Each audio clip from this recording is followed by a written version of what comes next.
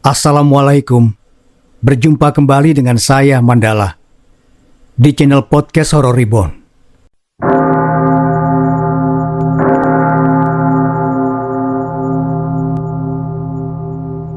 Matahari tampak cerah.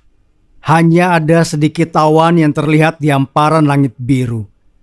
Mengetahui waktu sudah lewat tengah hari, Budi beranjak dari duduknya dan hendak pergi dari sungai tempatnya memancing. Ia harus pindah sungai. Targetnya hari ini adalah 1 ember penuh. Budi membawa setengah ember ikan hasil tangkapan, cukup banyak karena tidak seperti biasanya yang hasil memancingnya selalu sedikit. Makanya ia sangat yakin bisa dapat 1 ember penuh. Ini hari keberuntungannya. Budi memancing bersama temannya Dion yang juga membawa ember berisi ikan hasil tangkapan. Kalau sudah pulang dan sampai di rumah nanti, Budi dan Dion berniat menjual hasil memancing mereka di sungai untuk mendapatkan uang. Budi merupakan anak pembudidaya ikan lele yang cukup besar. Sudah sejak kecil, ia sangat menggemari apapun tentang ikan. Selain karena rasanya yang lezat, ikan cenderung mudah dipelihara dan ditangkap. Meskipun usianya kini masih 10 tahun dan duduk di kelas 4 dasar, ia sudah tahu banyak tentang ikan. Memancing adalah hobi Budi. Ia juga menjadikan memancing sebagai ladang penghasilan. Budi mencari uang untuk jajan tambahan karena ayahnya tidak mengizinkan dirinya mengambil ikan di empang untuk dijual. Sedangkan ia punya banyak keinginan seperti membeli mainan dan jajan bersama kawan di sekolah.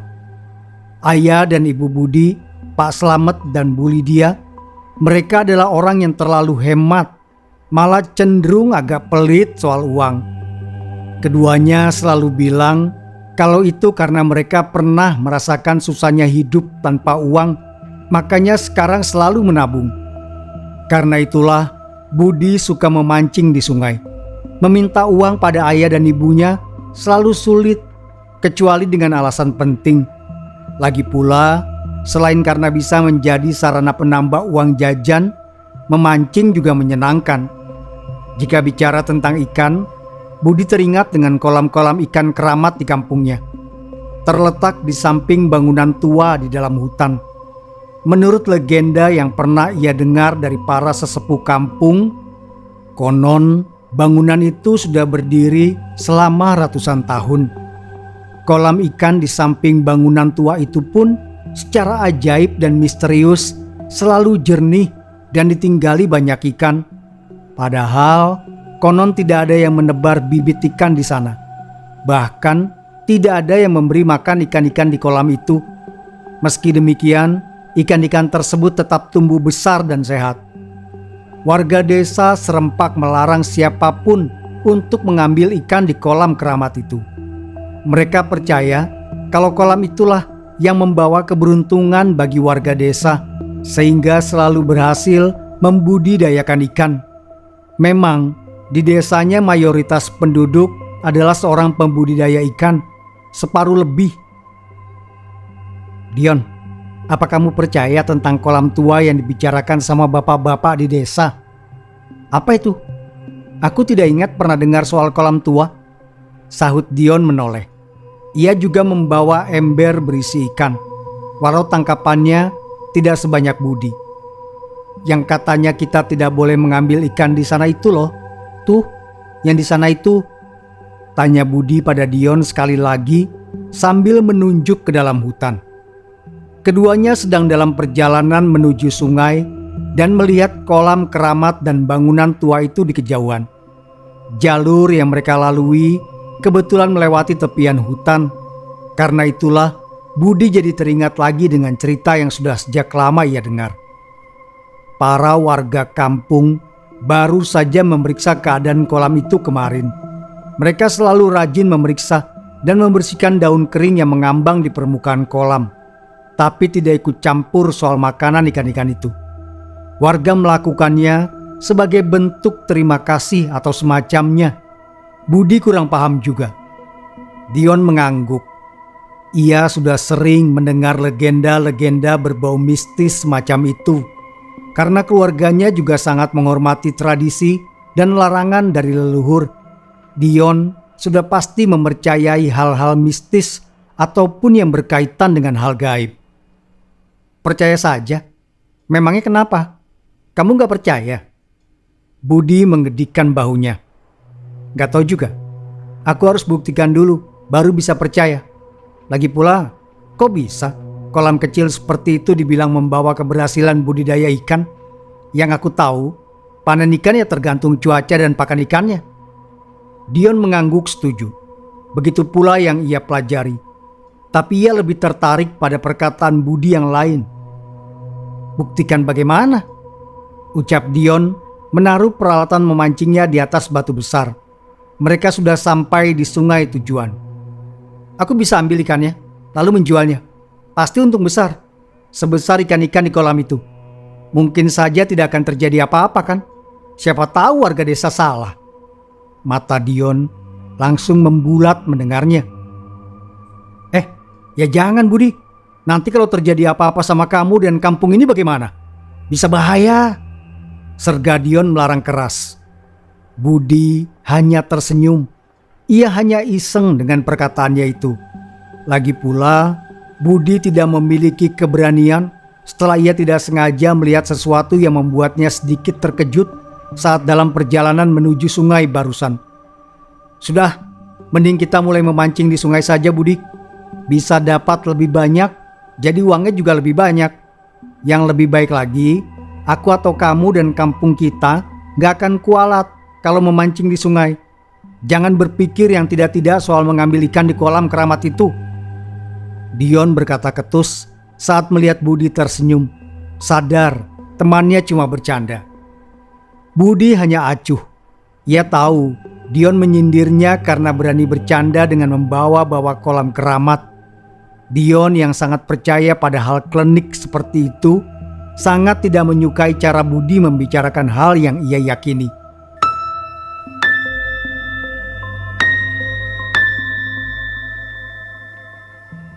Suatu hari, musim kemarau pun tiba. Sudah berbulan-bulan kampung itu dilimpahi curah hujan yang normal sehingga air sungai tidak surut, menjadikannya ladang penghasilan untuk anak-anak seperti Budi. Mereka kerap memancing lalu menjual hasilnya. Kini musim kemarau tiba. Kekeringan terjadi di mana-mana. Sungai dan pengairan lainnya pun mulai kering, termasuk kolam-kolam budidaya warga yang untungnya masih bisa mendapatkan sumber air dari pengeboran mata air.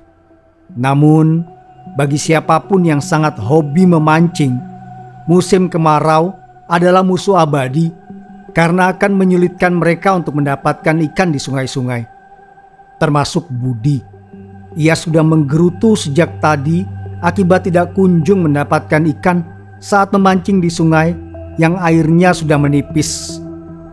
Ayo, kita pindah tempat, ajak Budi kepada Dion yang juga terlipat wajahnya. Mereka belum dapat ikan satupun. Budi dan Dion kembali menyusuri hutan untuk mencari anak sungai yang sekiranya masih menjadi tempat ikan-ikan hidup. Sampailah Budi dan Dion di bagian sungai yang sudah lama tidak mereka datangi.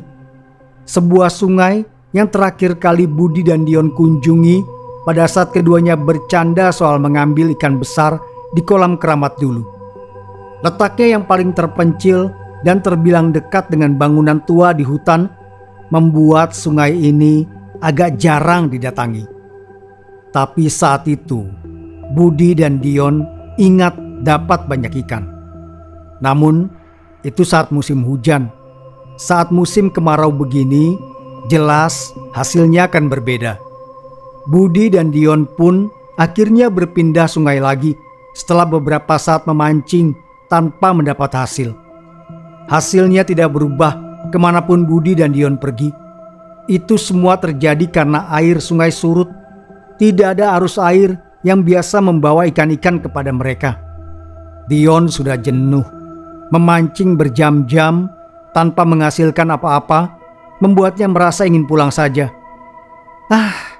Sama saja Budi, di sini gak ada ikan. Budi tidak menyahut.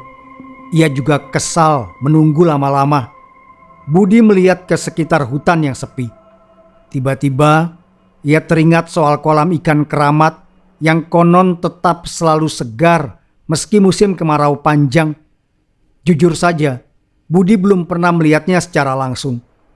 Budi, ayo kita pulang saja. Sudah tidak ada gunanya memancing kalau seperti ini. Budi menggeleng. Ia tidak mau pulang dan mempersilahkan Dion untuk pulang sendiri saja. Kamu pulang lebih dulu saja Dion. Aku masih mau memancing. Dion pun meraih joran pancing dan ember kecil miliknya dan langsung melangkah pulang. Saat ditinggal sendiri, Budi yang sudah memancing lama tapi tidak kunjung mendapatkan ikan, akhirnya timbul niat buruk yang baru pertama kali dipikirkan. Budi berbalik. Posisinya tidak terlalu jauh dari kolam keramat, mungkin 100 meter lebih. Di bawah terik panas matahari, Budi ingin mengambil ikan di kolam keramat. Biarlah, itu cuma mitos. Mana mungkin ikan dan kolam itu bisa bikin satu desa kesulitan? Tidak masuk akal. Gumamnya kemudian beranjak menuju kolam keramat. Sedari awal, Budi tidak percaya pada hal berbau klinik seperti itu. Menurutnya, warga sekitar yang aneh karena tidak mengambil ikan besar yang ada di sana, padahal bisa dimanfaatkan. Selama ini juga Budi menahan diri karena masih banyak tempat lain yang tidak dilarang, seperti sungai. Tapi sekarang, saat sungai mengering, Budi jadi punya alasan untuk bertindak sesuai keinginannya sejak lama. Akan aku ambil beberapa dan menjualnya di samping jalan besar. Jadi tidak ada yang tahu. Pasti gak apa-apa. Tekadnya bulat. Sampai di dekat bangunan tua itu, Budi mengendap menuju kolam, seakan-akan ada saja yang bisa melihatnya sewaktu-waktu. Dengan mata berbinar, Budi menatap ikan-ikan besar yang berenang anggun di dalam air sejernih kristal, tampak gemuk dan sehat. Besar-besar sekali. Pasti untung kalau kujual. Seember penuh seharusnya tidak masalah kan ya? Tanya Budi menyeringai pada diri sendiri. Sigap Budi mengulurkan tangan ke dalam air kolam yang tampak dingin sekali di siang hari. Cekatan yang melempar ikan besar ke udara membuatnya menggelepar saat sampai di tanah. Megap-megap kehilangan nafas. Cara itu sangat mudah untuk menangkap ikan besar, tapi hanya bisa dilakukan di kolam kecil. Mudah bagi Budi untuk mendapatkan ikan-ikan dalam kolam itu. Hanya perkara waktu, Budi sudah melemparkan banyak ikan besar ke daratan.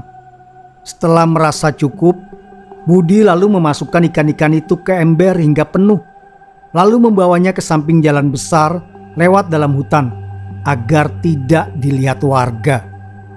Orang-orang yang berlalu lalang sudah paham kalau sisi jalan tepi hutan itu sering dipenuhi pemancing yang menjual ikan segar hasil tangkapan.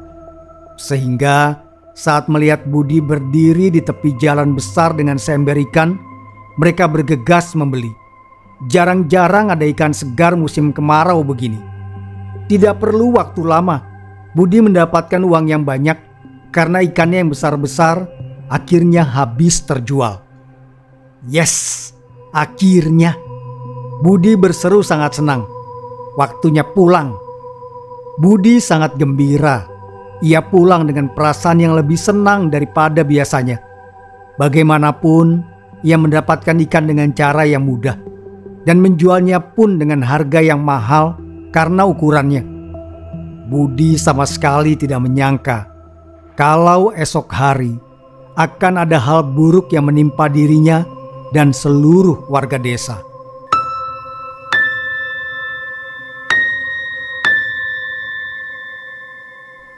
Menurut legenda yang sudah ada sejak zaman dulu, jika saja ada yang mengambil ikan di kolam keramat, maka penduduk kampung akan mengalami kesialan. Bisa berupa kegagalan panen yang disebabkan oleh penyakit atau hal lain. Dan itu benar-benar terjadi. Ikan-ikan sudah mengambang di kolam, dan mati pada pagi harinya, termasuk milik ayah Budi.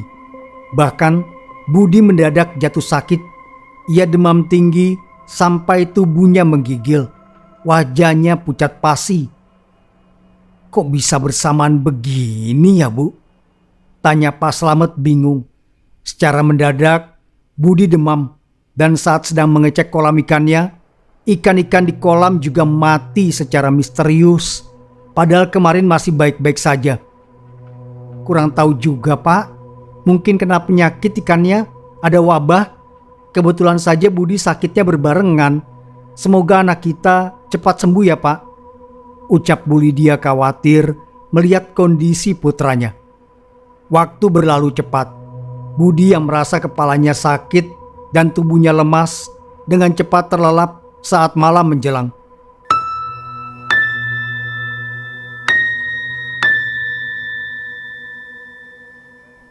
Mendadak Budi terbangun. Matanya terbuka begitu saja.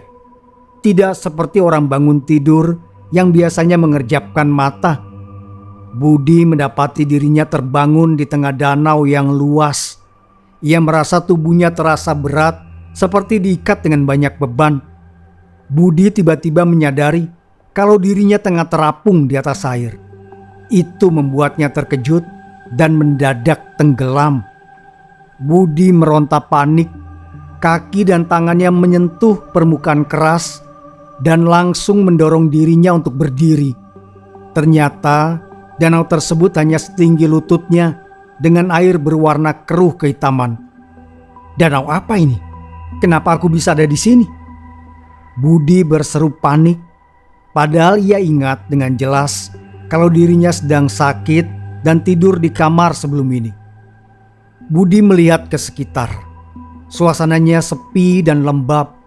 Ia juga tidak tahu apakah ini malam atau siang, karena langit yang ditutupi oleh gumpalan awan gelap tanpa bulan atau matahari. Tangan Budi mencoba meraba sekitarnya.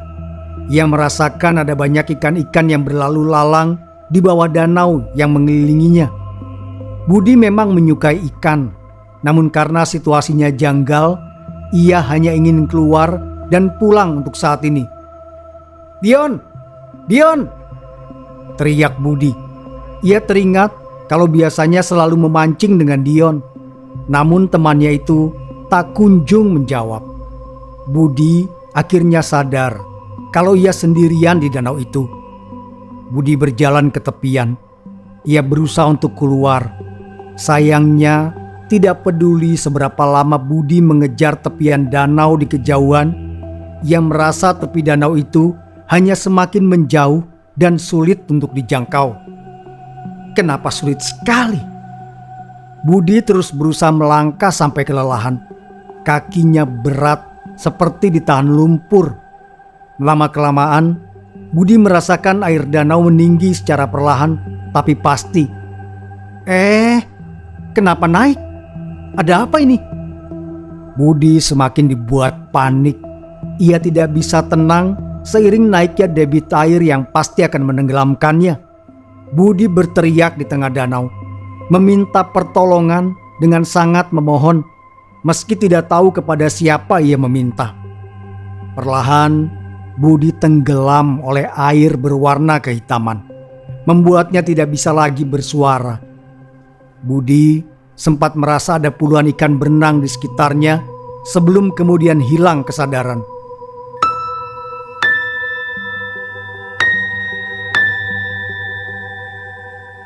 Setelah beberapa waktu, Budi tersentak dari tidurnya. Ia langsung bangun dan duduk, lalu terbatuk memuntahkan air. Budi sudah berada di tepi danau berwarna hitam, tempatnya tadi tenggelam. Ia menyadari sudah banyak orang-orang mengelilinginya. Budi terkejut saat melihat mata mereka yang menatap buas. Sekejap kemudian, pandangan Budi kabur. Ia merasakan tubuhnya seperti sampan kecil yang terombang-ambing di lautan. Budi tidak bisa melihat apapun dengan jelas. Matanya seakan dilapisi plastik hitam tipis. Bayangan gelap di sekitar Budi tampak seperti kerumunan orang-orang. Budi tidak dapat melihat wajah sosok-sosok itu. Hanya mata mereka yang menyala ngeri yang bisa ia lihat dengan jelas. Tiba-tiba terdengar suara seperti ranting yang patah terinjak oleh seseorang di belakang Budi. Sontak itu membuat ia berbalik. Budi mendongak. Posisinya yang duduk membuat sosok-sosok gelap yang bergerak menuju ke arahnya tampak tinggi menjulang. Mereka bergerak dengan langkah-langkah yang lambat namun pasti. Wajah sosok-sosok itu masih tertutup dalam bayang-bayang gelap walau sudah berada tepat di depan Budi. Hanya mata mereka saja yang jelas terlihat. Bentuknya seperti mata kucing. Budi bisa merasakan kehadiran mereka yang penuh dengan kebencian dan amarah. Bisik-bisik kanker menyelinap ke telinganya, membuat Budi ketakutan meski tidak satu patah kata pun bisa ia pahami maksudnya. "Siapa kalian?" Budi beringsut mundur meski tahu dirinya dikepung, mengedarkan pandangan mencari apakah ada sosok yang tidak bermata seperti kucing. Namun nihil, tidak ada satupun dari mereka yang memiliki mata normal seperti manusia. Budi semakin ketakutan. Tubuhnya sudah lemas. Bahkan saat orang-orang itu mulai bicara padanya, Budi sudah tidak punya tenaga untuk bisa mengerti apa yang dikatakan oleh mereka. "Jangan apa-apakan aku." Budi mengelak saat melihat orang-orang itu semakin mengepungnya. "Tolong, ampun." Sekuat apapun Budi memohon kepada mereka, sosok-sosok itu terus melangkah mendekat. Mereka seperti hendak mengimpitnya. Budi berusaha mundur, tetapi kakinya terasa seperti terpaku pada tanah. Budi tidak bisa bergerak. Ia terjebak di tempat itu tanpa ada jalan keluar. Semakin dekat, sosok-sosok gelap itu semakin mengintimidasi Budi dengan kehadiran mereka yang mengancam. Aura kegelapan dan ketakutan yang mereka pancarkan membuat udara terasa semakin mencekik. Budi berseru menangis, meraung-raung memohon ampun, tapi kata-katanya tetap saja tidak didengarkan. Sekuat apapun Budi menghindari dan memohon, pada akhirnya ia hanya bisa pasrah saat salah satu makhluk itu menunduk dan mendekatinya. Tangan mereka yang kurus terulur untuk menyentuh dahi Budi secara perlahan. Budi menggeleng. Ia sudah tidak sanggup berkata-kata lagi sehingga hanya bisa menunjukkan penolakan dengan gerakan saja. Meski dahinya hanya disentuh, Budi merasa seperti ditekan kuat dan cukup membuat Budi merintih tersiksa. Lama-kelamaan, ia merasakan tekanan yang menyakitkan memenuhi kepala dan membuat Budi berteriak kesakitan. Budi mencoba menarik nafas, tetapi udara terasa tipis dan sulit untuk dihirup. Suara Budi tercekat, lehernya tercekik, dadanya sesak, seperti ada sesuatu yang mengimpitnya. Budi semakin merasa panik saat berjuang untuk menarik nafas yang sama sekali tidak bisa ia lakukan. Udara seakan benar-benar hilang, membuat jantung Budi berdetak tidak karuan. Tidak cukup sampai di situ, Budi merasa dadanya seperti akan meledak. Ia dengan sekuat tenaga menepuk-nepuk dada, berharap udara yang tertahan kembali menghidupinya. Namun, yang Budi rasakan malah kebalikannya. Seolah udara tertarik keluar dari paru-parunya. Budi mendadak merasa seperti ikan yang dilempar keluar air. Hal itu membuatnya teringat dengan kondisi ikan dari kolam keramat yang ia ambil. Ikan-ikan itu menggelepar tidak berdaya saat Budi melemparnya dari kolam untuk kemudian dijual dalam keadaan sekarat. Budi menyesal, air mata mengalir kecil di pipinya. Budi terbatuk-batuk saat seluruh udara dalam paru-parunya habis. Ia semakin lemas dan tidak bisa bergerak lagi. "Tolong!" mohon Budi dengan gerakan mulut tanpa suara. Tapi usaha terakhirnya itu tidak mendapat jawaban. Sosok-sosok gelap itu hanya diam, membiarkan ia menderita di bawah tekanan yang mencekik. Budi merasa lemah dan tidak berdaya, tidak mampu melawan kekuatan tak kasat mata yang membelenggunya.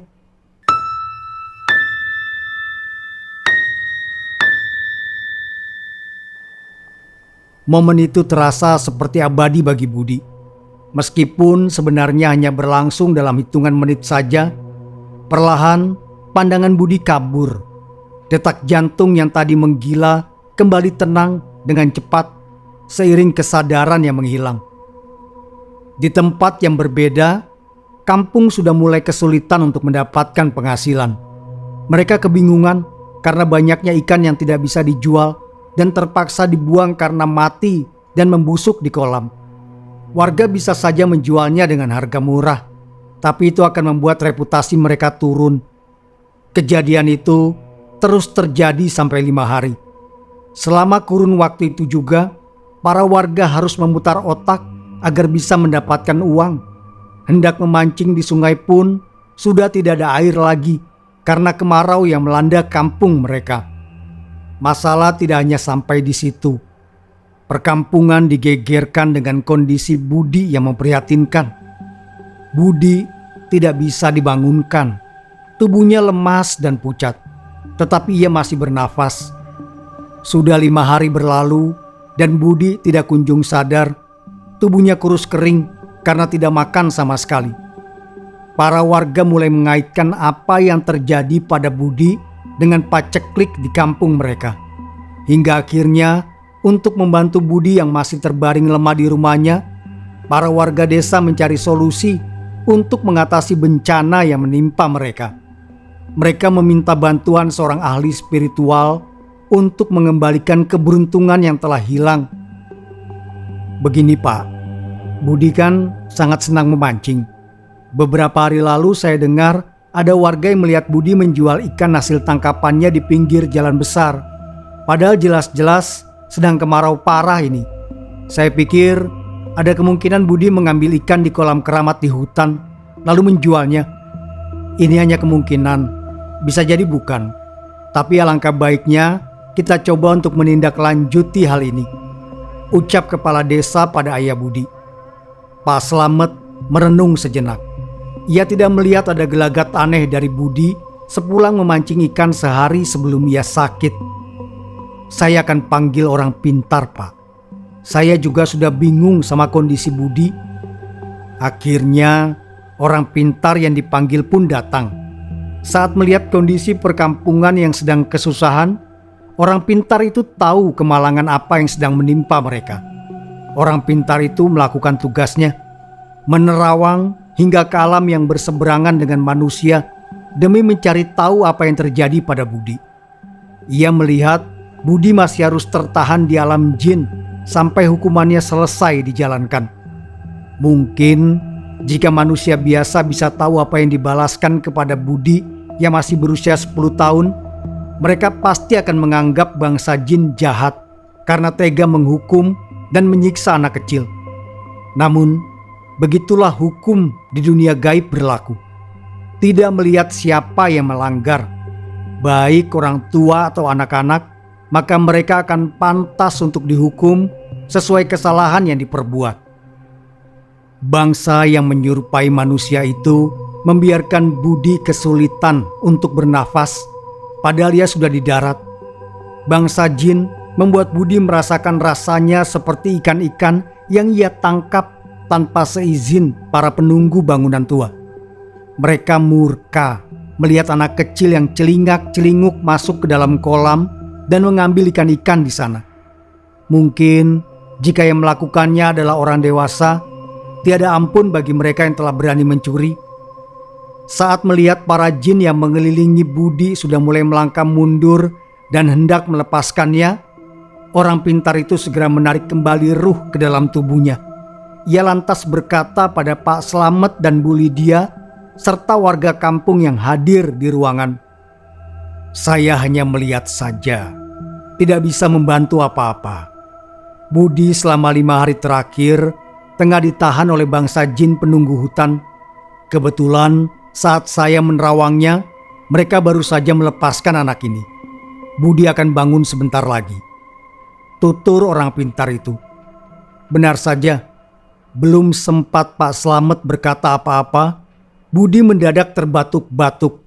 Dari mulutnya keluar air berwarna kehitaman yang membuat warga bergidik ngeri melihatnya. Budi menatap sekitar pelan, lalu menangis dalam diam. Tenaganya habis. Ia seperti orang kelelahan meski hanya tertidur. Saat sudah pulih, Pak Slamet bercerita kalau Budi sudah tertidur selama 5 hari lebih. Dalam kurun waktu 5 hari itu pula, banyak tabib yang datang ke rumahnya atas permintaan Pak Slamet dan Bu Lydia. Tapi mereka sama sekali tidak berhasil membangunkan Budi. "Apakah ada yang mengganggumu, Nak?" tanya ayah Budi. Ia masih belum percaya kalau Budi mengambil ikan di kolam keramat. Apalagi orang pintar itu bilang kalau yang menahan Budi adalah jin penunggu hutan. Bisa jadi putranya melakukan kesalahan lain. Sehingga Pak Slamet berpikir mungkin Budi hanya terkena gangguan dari makhluk gaib biasa. Budi mengambil ikan di kolam keramat kampung ini, Pak Slamet. Orang pintar yang menangani Budi berkata dengan jelas sekarang. Sedangkan Budi hanya bisa tertunduk takut. Budi tidur selama 5 hari. Sebenarnya bukan tidur. Jiwanya dibawa ke hutan, dihukum oleh para jin yang marah karena ada yang melanggar pantangan untuk tidak mengambil ikan di kolam keramat itu. Semua kesalahan Budi dijelaskan dengan rinci oleh orang pintar itu, termasuk apa yang ia lihat di alam gaib. Budi yang kepalang basah menimpali, menceritakan semua yang ia lakukan dari awal. Mulai dari niatnya yang sudah buruk sejak tidak mendapatkan ikan di sungai, hingga saat ia melancarkan aksinya mengambil ikan-ikan yang besar dalam jumlah banyak lalu dijual. Orang pintar itu menambahkan bahwa selama Budi melakukan hal terlarang itu, ia sudah dipantau oleh bangsa jin penunggu bangunan tua. Para warga yang mendengarnya sangat terkejut. Jelas mereka murka. Tapi apa boleh buat, Budi masih anak-anak yang senang bermain-main dan biasanya sulit diberitahu tentang suatu larangan. Pada akhirnya, para warga yang terkena dampak dari perbuatan Budi pun mengalihkan amarah mereka kepada Pak Slamet. "Kami jelas merugi, Pak Slamet.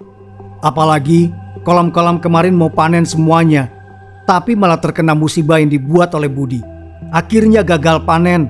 Saya mau minta Bapak untuk ganti dalam bentuk uang kepada kami, seharga ikan budidaya kami yang mati," kata salah satu warga yang langsung disahuti dengan persetujuan warga lainnya. Pak Slamet tidak bisa mengelak, meskipun ia juga terkena dampaknya. Mau bagaimanapun, tetap saja penyebabnya adalah Budi, anaknya sendiri. Mau tak mau, Pak Slamet harus bertanggung jawab. Para warga yang budidaya ikannya berantakan langsung membuat hitung-hitungan yang harus dibayarkan Pak Slamet. Total semuanya kurang sepertiga ikan budidaya milik warga yang mati. Meski berat hati, Pak Slamet menyanggupi semuanya. Meski itu harus menghabiskan seluruh tabungan yang ia dan Bu Lydia kumpulkan selama ini. Pak Slamet harus bertanggung jawab. Ia melakukannya asal Budi bisa dimaafkan warga sekitar. "Baik, Pak. Saya pasti akan melunasi semuanya dan bertanggung jawab atas perbuatan putra saya." Budi yang masih 10 tahun tapi sudah melakukan hal yang tidak hanya merugikan diri sendiri tapi juga merugikan orang banyak, hanya bisa menangis terseduh menyesali perbuatannya. Ia tertunduk takut sekaligus malu di hadapan ayah dan ibunya. Meski takut, Budi harus tetap meminta maaf secara langsung kepada orang tuanya karena sudah membuat mereka kehilangan jumlah uang yang sangat banyak. "Pak, Budi minta maaf." Budi menyalami ayahnya dengan tangan gemetar. Ia masih menangis meski ibunya sudah menenangkan sejak tadi. Setelah peristiwa menyeramkan itu terjadi, Budi menjadi lebih patuh pada ajaran dan larangan yang diberikan oleh orang dewasa di sekitarnya. Ia belajar dari pengalaman pahitnya bahwa setiap tindakan memiliki konsekuensi, baik itu di dunia nyata maupun di alam gaib. Dengan tekad yang baru, Budi berjanji pada dirinya sendiri bahwa ia tidak akan lagi mengabaikan peringatan-peringatan tentang hal-hal mistis atau larangan klinik yang disampaikan oleh para orang dewasa di kampungnya. Ia merasa bertanggung jawab untuk menjaga kedamaian dan keselamatan orang-orang di sekitarnya, bahkan jika itu berarti mengorbankan keinginannya sendiri.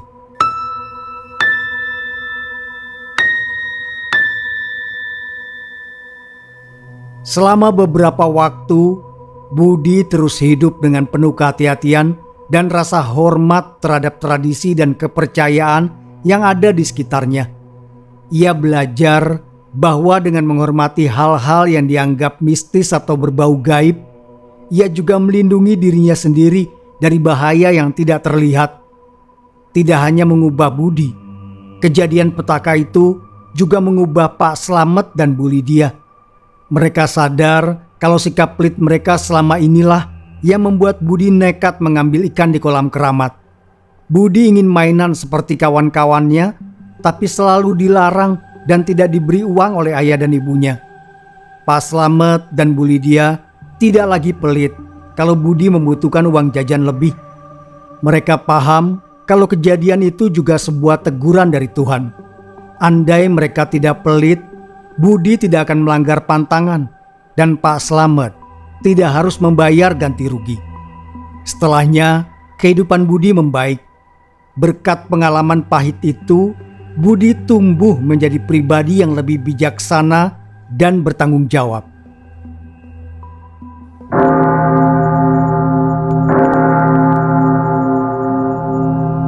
Terima kasih sudah mendengarkan. Wassalamualaikum warahmatullahi wabarakatuh. Sampai berjumpa kembali. Sapunyere pegat simpai, paturai patepang deui.